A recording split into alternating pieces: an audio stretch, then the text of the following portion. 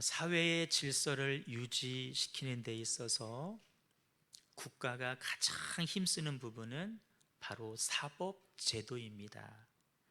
법을 만들어 놓고 그 법을 어긴 사람들은 제재를 가함으로 인해서 사회 질서를 유지시켜 가려고 해요. 그런데 우리가 알다시피 사법제도 아무리 강화시켜도 범죄가 사라지지를 않습니다. 도리어 더 지능범만 양산하고 있어요. 그렇게 죄라고 하는 것은 결코 인간이 만든 제도로 다스려지지 않습니다. 그래서 하나님께서는 우리 속에 아주 귀한 것을 넣어주셨는데 그게 뭐냐면 따라요. 양심. 크게 봐요. 양심. 양심을 넣어주셨어요. 성경에 찾아보니까 양심이라고 하는 단어가 총 33번이 나오더라고요. 그 가운데 주목해야 될 말씀 몇 구절이 있는데 우리 시편 16편 7절 말씀 한번 같이 읽어봐요. 시작. 나를 훈계하신 여호와를 송축할지라 밤마다 내 양심이 나를 교훈하도다. 아멘. 여러분, 분명히 내가 잘못한 거예요. 그런데 누가 나에게 당신 이런 잘못했지? 라고 얘기하면 마음이 불편해져요. 그런데 내게 주신 양심이 그것을 깨닫게 한다면 불편하지 않아요. 돌이킬 수도 있어요. 이 가을 감사할 제목들 참 많이 있겠지만 우리에게 양심을 주신 하나님 앞에 감사해야 될 줄로 믿습니다. 따라요. 양심을 주신 하나님 참으로 감사합니다. 시편 26편 2절 말씀 한번 같이 읽어봐요. 시작. 여호와여 나를 살피시고 시험하사 내 뜻과 양심을 단련하소서. 아멘. 단련할 거 많이 있지만 특별히 내 양심을 단련해 주십시오 라고 기도하고 있어요. 여러분, 양심에 기능이 있습니다. 부끄러움을 알게 해줘요. 내가 잘못하고 있음을 알 때에 생기는 감정이 부끄러움인데 양심은 우리로 하여금 부끄러움을 알게 해준다. 서두에 사회 질서를 말씀드렸지만 법 가지고 되는 게 아니에요. 내가 양심을 통해서 부끄러움을 알 때 내가 지켜주고 이 사회가 지켜지는 거예요. 이런 면에서 여러분, 우리의 신앙이 교회가 얼마나 중요한지 몰라요. 세상은 교회를 과소평가합니다. 그런데 여러분, 교회가 없어 보세요. 이 세상은 정말 죄악으로 관영했을 거예요. 그나마 우리라도, 믿는 사람이라도 그렇게 살지 않기 때문에 이 사회가 지켜지고 있는 것입니다. 다시 본문으로 오셔서 이 시대가 갖고 있는 아픔이 있어요. 부끄러운 일을 하고도 사람들이 부끄러운 줄을 모른다는 거예요. 도리어 부끄러운 일을 하고도 너무나 자신 있어 해요. 너무나 당당하고 너무나 떳떳해요. 시편 49편 20절에 보니까 이렇게 말씀하셔요. 존귀하나 깨닫지 못하는 사람들 멸망하는 짐승이라고. 다 존귀한 존재로 태어났어요. 그런데 지금 자기가 하는 행동이 어떤 것인지를 깨닫지 못하는 사람들이 있는데 지금 멸망하는 짐승과도 같다. 여러분, 사람이 물론 부끄러운 일을 안 해야 됩니다. 그런데 행여 우리는 부끄러운 행동을 할 때가 더러 있어요. 그럴 때 내가 부끄러운 일을 했구나 깨닫는 것이 얼마나 다행이고 얼마나 감사한 일인지 몰라요. 이쯤에서 우리가 스스로에게 질문을 해봐야 됩니다. 그러면 나는 부끄러움을 아는 사람인가? 스스로에게 한번 질문해 보셔야 돼요. 성도는요, 하나님의 자녀는 윤리 도덕적으로도 부끄러움이 없으셔야 돼요. 깨끗해야 되고요. 말씀대로 흠도 점도 없어야 돼요. 근데 여러분, 우리 한번 또 생각해 볼 것은 그러면 성경이 우리들에게 요구하시는 수준이 꼭 그런 세상적인 윤리 도덕적인 수준일까? 그렇지는 않다는 거예요. 그 이상을 요구하셔요. 우린 그것을 가리켜서 신앙의 양심이라고 이야기를 합니다. 내가 하나님의 자녀로서, 내가 주를 믿는 성도로서 나를 구원하시기 위해서 독생자도 아끼지 아니하신 하나님 앞에 내가 영적인 민감함을 가지고 선한 양심을 가지고 하나님은 우리가 살기를 원하신다는 거예요. 목사인 저는 하나님 앞에 어떤 사람인가 한번 스스로에게 질문해 봤어요. 많은 사람들 가운데에서 주의 종 삼으시려고 신학교에 보내셨고요.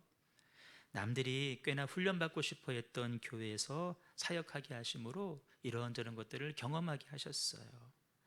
이 청주 땅에 우리 형제교회를 세우실 때 저를 이 교회의 담임 목사로 부르셨어요. 여러분 같이 충성되고 헌신된 분들을 보내주셔서 함께 주의 몸된 교회를 이루어가게 하셨어요. 너무나 큰 은혜죠. 제가 이런 질문을 계속해 가야 됩니다. 나를 부르신 하나님 앞에 그러면 나는 떳떳한 목사입니까? 내게 맡기신 성도와 교회 앞에 나는 정말 떳떳합니까? 여러분들 향해서 나를 보고 따라오십시오라고 자신 있게 말할 수 있는가? 스스로에게 하는 질문이에요. 조금 깊이 가볼까요? 성도들은 목사의 삶을 보고 천국에 대한 소망을 갖는데 나는 그런 삶을 여러분들에게 보여주고 있는가? 성경은 하나님에 대한 경험을 말씀해 주는 책인데 나는 내가 경험한 하나님을 말해주고 있는가? 아니면 성경에 대한 해석만 해주고 있는가? 물론 성경에 대한 깊은 묵상과 해석을 전해주려 나름 노력을 합니다. 하지만 경험이 아닌 해석만 전하는 목사, 여러분 이게 왜 중요하냐면 여러분들이 경험이 아닌 해석만 들을 때에 자칫 신앙이 지적인 만족 그 수준에 머물 수도 있기 때문에 그렇습니다. 주중에 집수정 모터에 문제가 생겨서 물이 이렇게 찼어요. 큰일 날 뻔했죠. 한밤중에 발견하고 연락이 갔는데 정말 많은 성도들이 그 밤중에 교회에 달려나오셔서 이렇게 저렇게 다 정리들을 너무나 깔끔하게 해주셨어요. 정말 훈련된 성도들이에요. 세상에 어느 교회에 이런 교인들이 있을까 싶을 정도예요. 그 모습을 보면서 한편으로 저는 이런 마음이 들었어요. 내가 그 시간에 교회 안에 머물러 있었다고 한다면, 내가 사전에 좀 더 점검했다라면, 내가 그것을 발견할 수 있었다라면 하는 부끄러운 마음이 드는 거예요. 늘 교회에 머물러 있긴 하지만 여러분 아시다시피 제가 그 감리사 직임 감당하면서 정말 노력 많이 하고 있지만 예전같이 교회 안에 오래 머물질 못해요. 그래서 제가 부끄러운 거예요. 집사람도 그런 이야기를 저에게 해요. 저와 똑같이 교회에 머물지 못한 부끄러움에 대해서 사실 집사람이 밤에 기도하러 본당에 내려왔다가 그거를 발견을 한 거예요. 그러면서 저에게 이런 얘기를 해요. 왜 내가 하나님이 나에게 그것을 발견하게 하셨을까를 생각해 봤다는 거예요. 물론 늘 교회에서 머물면서 기도하잖아요. 하지만 최근에 명절도 있었고 좀 약해졌거든요. 더 하나님께서 교회에 머물러라 라고 하는 사인으로 하나님의 음성으로 받았다는 거죠. 여러분, 우리가 생각해야 될 것은 세상의 윤리 도덕적인 차원의 부끄러움이 아닙니다. 바로 이러한 관점에서의 부끄러움이에요. 여러분도 성도로서, 직분자로서, 또 가정에 가시면 아비로서, 어미로서 정말 부끄러운 일들이 어쩌면 생각이 나실 거예요. 그 일들 앞에 나는 얼마만큼 부끄러워하는가. 그런 면에서 여러분, 하나님 우리에게 부흥에 대한 아주 중요한 통찰력 하나를 주셔요. 부흥은 내가 부끄러움을 아는 것이구나. 부끄러움을 아는 것에서부터 부흥은 시작되어지고, 아니 어쩌면 내가 부끄러움을 안다는 것 자체가 이미 내 안에 부흥이 시작되었구나. 여러분, 부흥은 어떤 복잡한 무엇이 아닙니다. 빛 대신 주님을 가까이 모시고 살아가면서 세상 사람들은 아무 양심의 가책 없이 그냥 넘길 수 있는 것들조차도 영적인 민감함을 가지고 이것이 잘못된 것이구나 느낄 줄 아는 것. 동시에요, 하나님의 자녀로서 하나님 자녀다운 삶을 살지 못한 삶에서 이제는 내가 새로운 삶으로 나아가야 되겠구나 라고 다짐하고 결단하는 것이 참된 부흥인 줄로 믿습니다. 여러분, 그런 관점으로 말씀을 보시면 오늘 본문 가운데에서 그러한 부흥을 경험한 사람이 나와요. 요시야라고 하는 왕입니다. 요시야 왕은 구약의 여러 부흥 운동 가운데에서도 가장 강력한 부흥 운동을 일으킨 장본인인데, 그 종교 개혁이 일어난 배경을 한번 생각해 보면 우리가 하나님 앞에 무엇을 또 얼마만큼 어떻게 부끄러워해야 되는지에 대한 좋은 통찰력을 주시는데, 말씀의 배경되는 구절이 열왕기하 22장 5절, 8절, 10절부터 11절인데요. 우리 한번 읽어봐요. 시작. 여호와의 성전을 맡은 감독자의 손에 넘겨 그들이 여호와의 성전에 있는 작업자에게 주어 성전에 부서진 것을 수리하게 하되, 대제사장 힐기야가 서기관 사반에게 이르되 내가 여호와의 성전에서 율법책을 발견하였노라 하고, 힐기야가 그 책을 사반에게 주니 사반이 읽으니라. 또 서기관 사반이 왕에게 말하여 이르되 제사장 힐기야가 내게 책을 주더이다 하고, 사반이 왕의 앞에서 읽음에 왕의 율법책의 말을 듣자 고 그의 옷을 찢으니라. 아멘. 이런 내용이에요. 요시야가 왕이 된 지 18년이 지났습니다. 어느 날 성전을 좀 수리해라 라고 명령을 내려요. 신하들이 성전을 이렇게 수리하는데 그 과정에서 율법책 두루마리일 거예요, 발견이 된 거예요.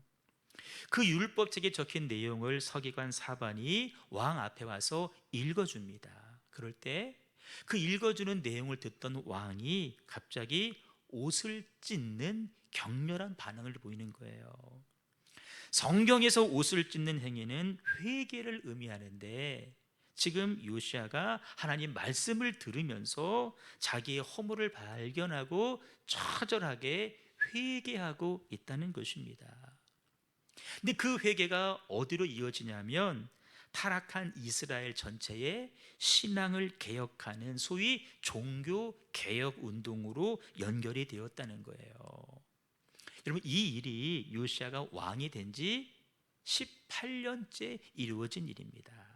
무슨 말이냐면은 지금까지 이스라엘은 말할 것도 없고 왕조차도 하나님 말씀과 상관없는, 회개 없는 영적인 삶을 살지 못하고 있었다는 거예요. 우리가 우리 안에 넣어주신 영을 이야기할 때에 세 가지로 표현합니다. 죽은 영, 잠자는 영, 산 영으로 구분할 때에 지금 요시아와 이스라엘은 죽은 영의 상태로 지난 세월을 살아왔다는 거예요. 물론 왕으로서 나라를 다스리는 일에 그 어떤 왕보다도 충실했습니다. 자기의 리더십으로, 자기의 실력과 경험으로 다른 왕들과는 다른 모습으로 나라를 통치했어요. 어쩌면 왕 스스로도 이 정도면, 나 정도면 다른 왕들보다는 잘하고 있어 라고 생각을 했을 거예요. 근데 그게 언제 무너져요? 하나님 말씀을 들을 때 무너지는 것입니다. 우리도 마찬가지예요. 이 정도면 나는 괜찮은 사람이야, 나 정도면 그래도 잘하고 있어, 그런 줄 알고 있잖아요. 그런데 어느 순간 말씀 앞에 서 보니까 내가 엄청나게 잘못하고 있구나. 물론 서기관 사반이 낭독한 율법의 내용이 무슨 내용인지는 나와 있지는 않습니다. 하지만 우리가 유추해 볼 수 있는 것은 분명히 죄와 허물을 지적하는 말씀이었을 것이다. 13절에 보시면 우리 조상들이 이 책의 말씀을 듣지 아니하고 이 책에 우리를 위하여 기록된 모든 것을 행하지 아니하였으므로 여호와께서 진노를 내리셨다. 여러분, 이 두루마리는 과거부터 있던 두루마리예요. 말씀이에요. 우리 조상들에게 읽으라고 행하라고 주신 말씀이었는데 조상들이 읽지 않았고 행하지 않아서 과거부터 역사가 이렇게 어려움 가운데 내려왔다는 거예요. 비로소 요시야 앞에 와서 그 말씀을 접하게 하고 깨닫게 하시고 다시 하나님께서 회복의 은혜를 주시고 있다는 겁니다. 여러분, 우리의 죄와 허물을 지적하는 말씀을 들을 때에 지난 18년 동안 자신의 삶이, 아니 자신뿐만 아니라 이 나라 백성의 삶이 하나님 앞에 부끄러운 삶이었구나, 말씀을 들을 때 전혀 깨닫지 못하고 있다가 말씀을 들을 때 깨달았다는 거예요. 자주 말씀드리는 1907년에 있었던 평양 대부흥운동, 제가 예화 하나를 말씀을 드릴게요. 이런 일이 있었어요. 우리가 신년이 되면 신년 축복 성회를 여는 것처럼 평양 장대현 교회에서도 신년 부흥회가 열렸는데 선교사님이 오셔서 말씀을 전해요. 말씀의 주제가 뭐였냐면은 죄와 회개였어요. 지은 죄를 회개하십시오, 강력한 말씀이 선포돼요. 그런데 아직 집회가 끝나지 않았어요. 말씀이 막 증거되고 있는데 그 교회에 있던 평소에 존경받는 선임 장로님이셨어요. 길선주 장로님이 아직도 말씀이 증거되는데 이 앞으로 막 걸어 나오시는 거예요. 사람들이 저분이 왜 나가시나 막 쳐다봤지 않겠어요? 앞에 서셔서 회중들을 바라보면서 그분이 이렇게 고백을 하는 거예요. 자기 친한 친구가 세상을 떠나면서 그 남겨진 처자식들 위해서 써달라고 돈을 좀 맡겼대요. 옛날에는 은행이 없으니까 이렇게 부탁을 했나 봐요. 근데 이 장로님이 그 돈의 일부를 감추어 두고 나머지만 유족에게 줬다는 거예요. 아마 뭐 급한 일이 있으니까 먼저 좀 쓰고 채워놔야지 했을 거예요. 근데 시간이 지나면서 그거를 그냥 넘겨버린 거예요. 그 사실을 그 장로님이 교인들 앞에서 고백을 하시는 거예요. 우리 같으면 어떻게 했겠어요? 말씀을 드리면서 아, 내가 잘못했구나, 돌려줘야지 깨달음이 있겠죠. 그때 우리 어떻게 해요? 그냥 살며시 가서 전해줬을 거예요. 그 과정 설명 안 해요. 자기 잘못 얘기 안 해요. 그냥 내가 좀 도와주는 거야, 필요한 대로 써, 이런 말까지 덧붙였을지 몰라요. 근데 그 장로님은 앞에 나오셔서 자기의 실수를 다 얘기하고 죄를 고백하는 거예요. 굉장히 어려운 일이겠죠. 근데 여러분, 더 놀라운 일이 막 이어서 벌어져요. 회개의 고백이 막 릴레이로 이어집니다. 어느 성도는 나와서 내가 아내 몰래, 남편 몰래 외도를 했습니다. 지금 남편과 아내가 여기 앉아 있는데 고백을 하는 거예요. 어떤 하인은 자기 주인이 여기 앉아 있는데 내가 주인의 물건을 훔쳤습니다 라고 고백을 하는 거예요. 그 고백을 들으면서 뭐 본인들은 죄가 없나요? 다 있지. 다 통곡하고 회개하면서 눈물바다를 이루었대요. 그렇게 평양 장대현 교회에서 시작한 그 부흥이, 회개 운동이 평양을 넘어서 서울로, 대구로, 광주로, 목포로 확산되어서 평양 대부흥이 일어났다는 거예요. 평양 대부흥 운동의 시작이 뭐라고요? 하나님 말씀 앞에 드렸던 처절한 회개입니다. 그러면서 여러분, 교회는 어떤 공동체인지 아세요? 교회는 회개 공동체입니다. 따라해, 교회는 회개 공동체입니다.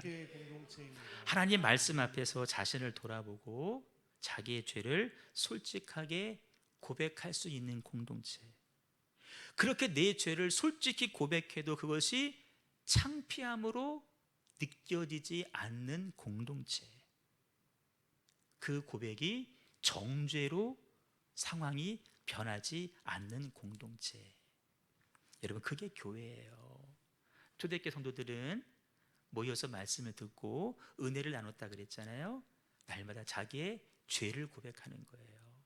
내가 이렇게 부끄러운 삶을 살았다고 고백하는 거예요. 그 시작은 하나님의 말씀이었어요. 그래서 여러분, 교회는 말씀이 중심되어야 됩니다. 교회는 말씀 중심이 돼야 돼요. 아멘. 여러분, 어두움 가운데 있으면 떠다니는 먼지가 보이지를 않아요. 하지만 한 줄기 빛이 쫙 비춘다고 해보세요. 그 빗줄기 그 라인을 따라서 떠다니는 수많은 먼지들이 다 보이기 시작할 거예요. 마찬가지예요. 빛이신 주님께서 우리에게 찾아오시면 그동안 어둠 가운데 있었던 우리의 허물들이요 다 드러나게 됩니다. 근데 여러분, 목적은 그 허물을 들추어내는 것이 목적이 아니에요. 그 허물이 들추어졌을 때 우리는 지체 없이 뭐 해야 되느냐? 우리의 그 죄와 허물을 사하시기 위해서 십자가를 지신 예수 그리스도 앞으로 그 죄를 가지고 가서, 주님, 내가 이런 잘못을 범했습니다, 회개해야 될 줄로 믿습니다. 아멘. 우리 허물을 들추어내는 것은 하나님의 말씀이에요. 말씀은 죄를 들추어내어 찾아내요. 하지만 그 죄를 없애는 것은 무엇이냐? 우리의 죄를 사하기 위해서 십자가에서 흘리신 예수님의 피인 줄로 믿습니다. 아멘. 말씀 한번 읽어봐요. 시작.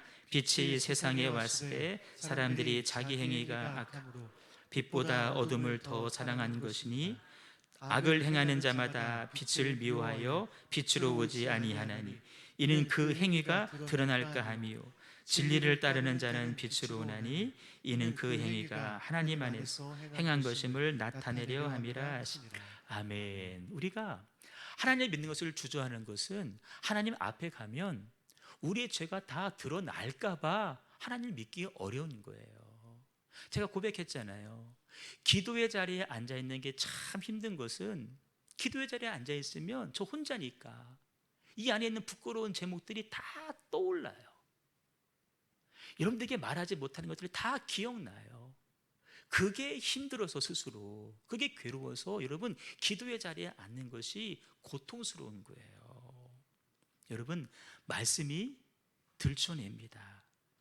그래서 여러분, 교회가 새로워지려면 저 같은 목회자들이 먼저, 그리고 성도된 여러분들이 먼저 하나님 말씀으로 돌아가셔서 말씀으로 내 삶을 진단받으시고 처절한 회개가 따라야 되는데, 회개는 누구 앞에 와서? 하나님 앞에 와서 아멘. 하셔야 돼요.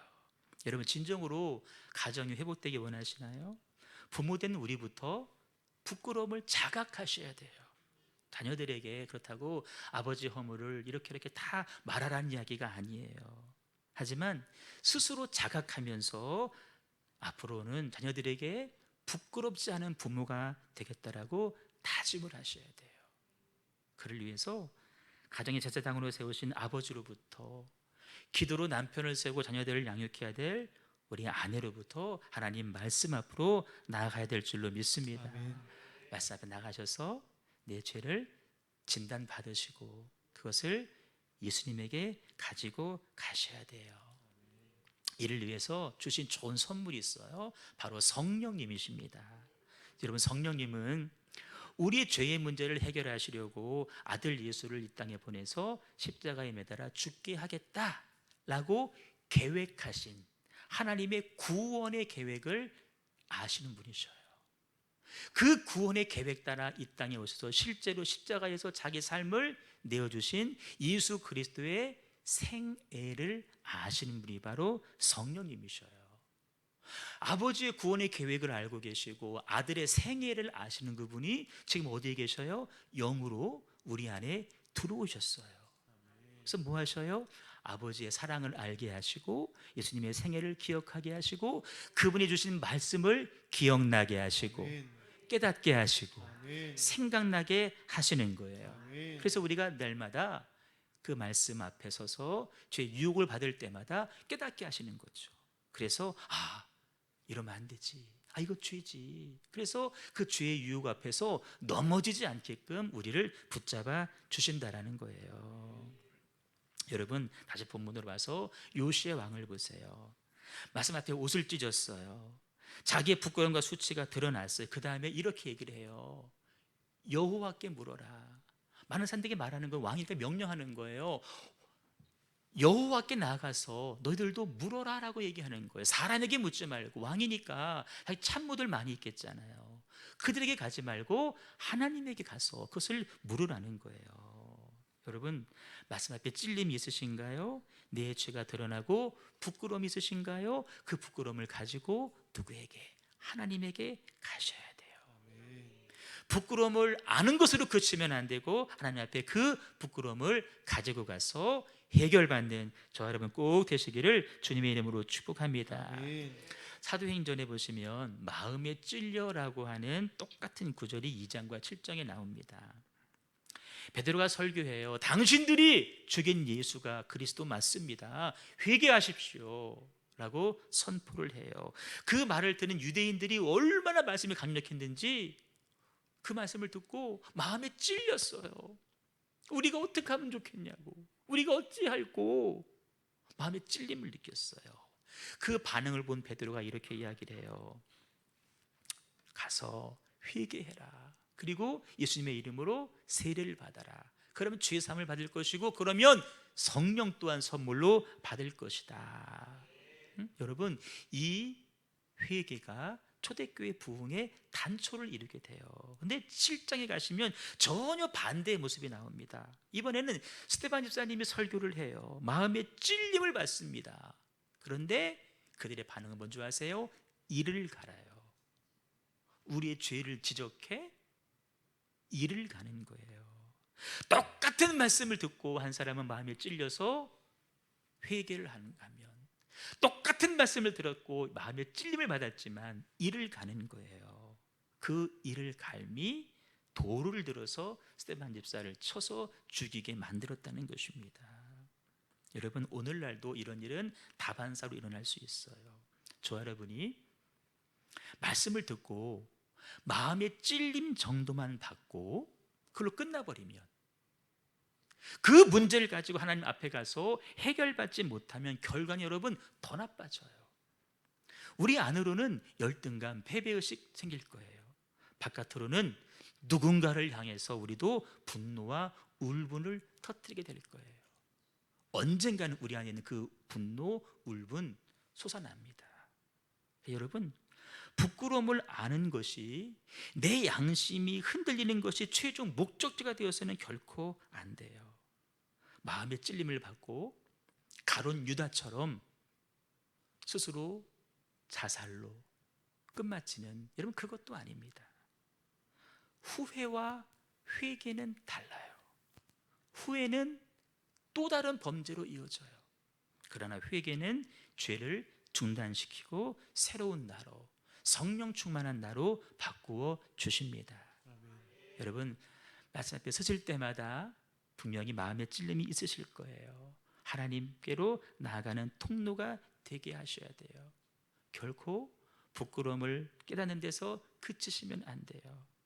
그 문제를 우리 양심에만 맡기지 마시고 누구에게로? 예수 그리스도에게로 그 문제를 가지고 나아가시는 저 여러분 되시기를 주님의 이름으로 축복합니다.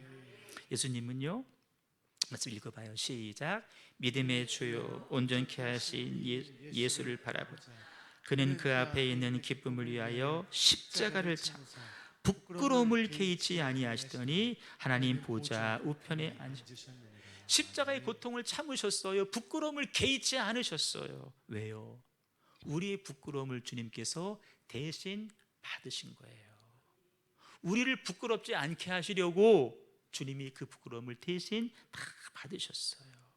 여러분, 나 자신만이 아는 수많은 죄, 그것을 예수에게 가져가서 해결받으려고 할 때에 예수가 십자가에서 흘리신 피가 강물이 되어서 그 죄를 덮으실 거예요.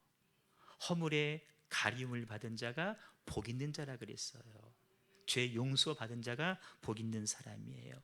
그 죄 용서 받은 거룩하고 정결한 곳에 거룩한 성령이 임하는 거예요. 거기에 성령께서 주시는 놀라운 부흥의 역사가 나타나게 될 줄로 믿습니다. 바라기는 오늘 말씀 기억하시고 날마다 말씀 앞에 서셔서 삶을 진단받으시고 발견되었거든, 깨달았거든, 부끄러움을 느끼셨거든, 주님 앞에 가지고 가서 예수 피 공로 의지하여서 회개하심으로 성령 충만함 받고 성령이 허락하시는 놀라운 부흥의 주인공 다 되시기를 주님의 이름으로 축원합니다. 우리 찬양 드리겠습니다. 모든 부흥은 시작이 있어요. 말씀 앞에 서서 진단받는 거예요. 그리고 회개로 이어지는 거예요. 거기에 부흥이 따라오는 거예요.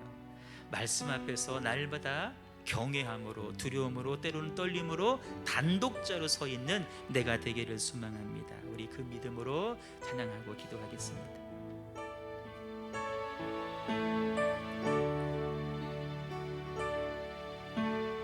말씀 앞에서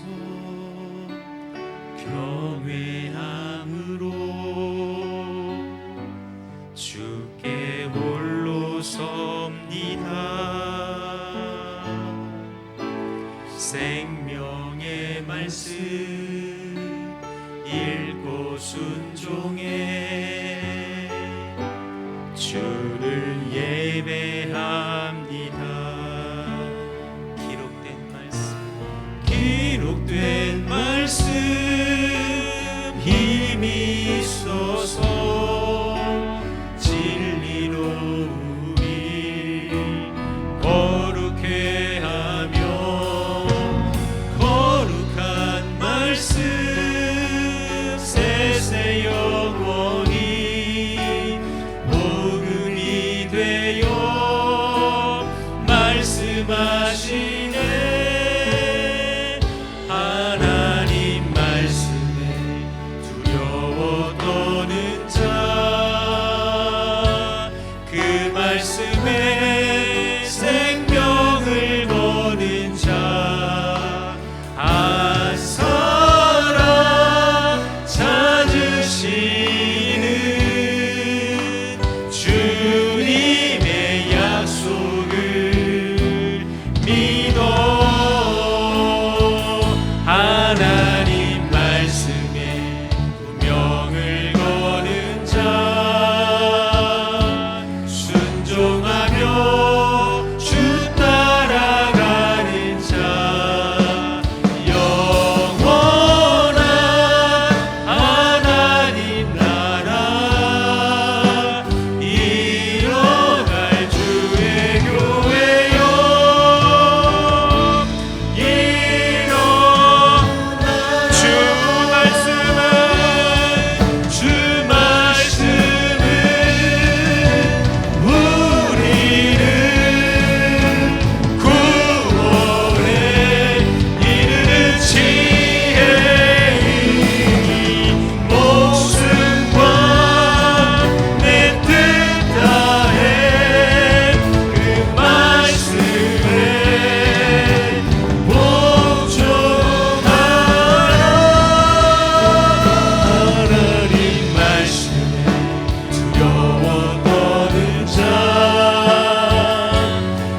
말씀에 생명을 거는 자, 한 사람 찾으시는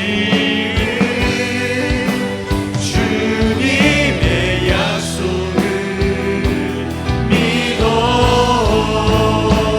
하나님 말씀에 운명을 거는 자, 순종하며 주 따라가는 자, 영원한 하나님 나라 이뤄갈 주의 교회여. 우리 한번 더 고백합니다. 하나님 말씀에 두려워 떠는 자, 하나님 말씀에 그 말씀에 생명을 거는 한 사람을 살려주시는 하나님, 내가 그 한 사람 되기를 원합니다. 주님의 약속을 믿어. 하나님 말씀에 명을 거는 자, 순종하며 주 따라가는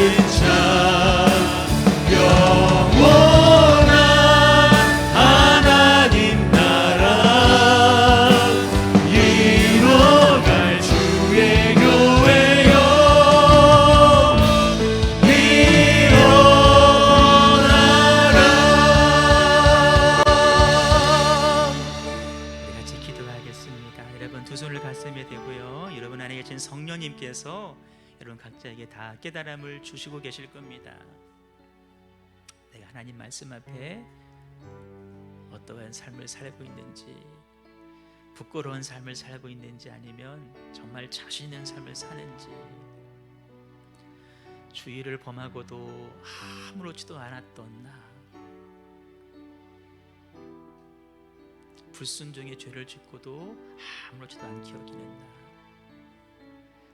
하나님 앞에 마땅히 구별해야 될 11조를 범하면서도 아무렇지도 않은 나, 이런저런 이유와 핑계를 대면서 합리화시켰던 나, 여러분 성령께서는 진단하실 겁니다.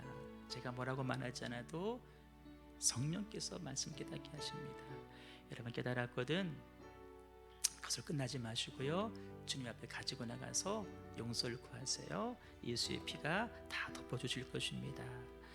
놀라운 참된 부흥이 우리 신령 가운데 이루어지기를 소망합니다. 그래서 내가 먼저 새로워지고 우리 교회가, 우리 가정이, 우리 직장이, 이 나라와 이 민족이 놀라운 부흥의 역사를 맛볼 수 있도록 하나님 인도하여 주옵소서. 우리 애절하고 간절하고에 합심하여 통성으로 기도하도록 하겠습니다. 주여, 하나님 말씀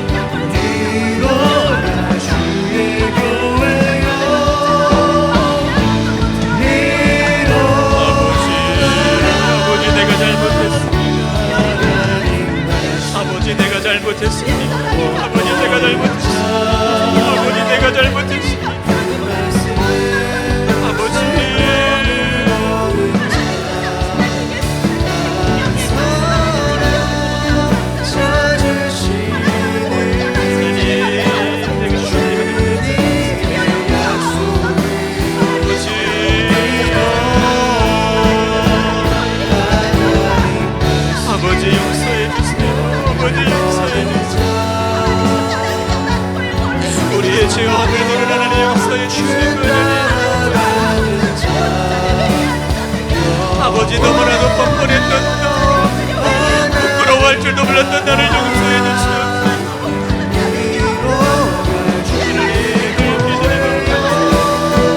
성도로서 목기도를 수고하며 신앙생활 살아가는 하나님, 내가 너무나 자신을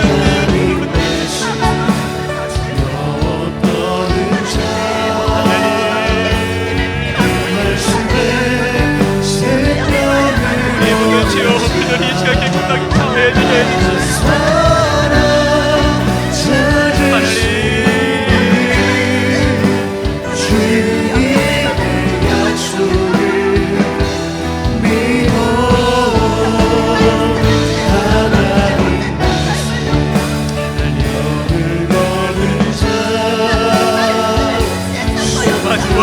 거짓과 술과